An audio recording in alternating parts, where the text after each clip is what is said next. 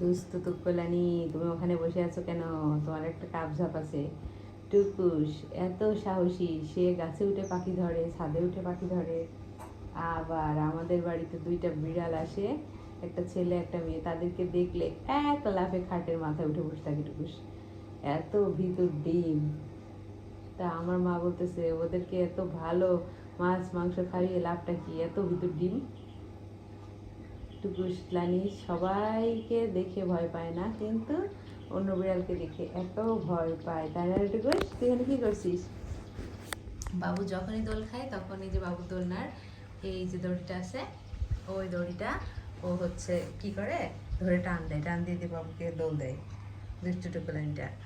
তারপরে টুকুলানিটা দোল শেষ হয়ে গেলে এখানে বসে বসে কি করে, কি হয়েছে মা? হ্যাঁ,